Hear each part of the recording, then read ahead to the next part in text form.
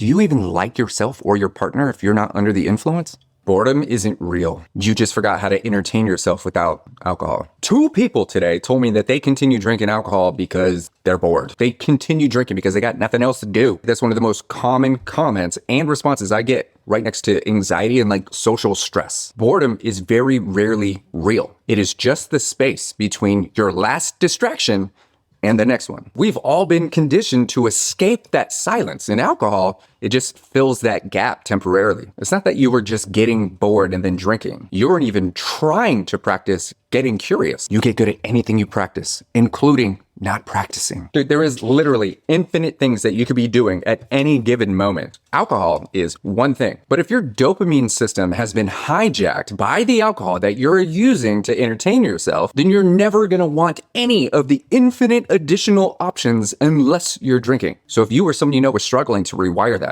to create joy without alcohol, don't be afraid to check my page for more details on how I've helped thousands of people do exactly that. Now, you might think that you like golfing, you like baseball, you like playing video games, but maybe you don't. Maybe you just like the feeling that alcohol gave you while you did those things. That's why when you stop drinking, everything feels dull. Everything magically becomes boring. It's because your brain literally does not know how to release the same dopamine that alcohol gave you unless you're drinking. Coincidentally, that's the exact same dull, the exact same boredom that people experience right before they pick up their next drink. Dude, the cure to boredom is boredom. You gotta sit with it. You have to let it push you. You have to get so bored that you have no other option than to do something that may actually feel kind of cringy. Coincidentally, this is how we pick up new hobbies. You didn't know you liked that thing until you were so bored you tried it. With enough pressure, with enough silence, your brain is forced to be creative. And guess what happens?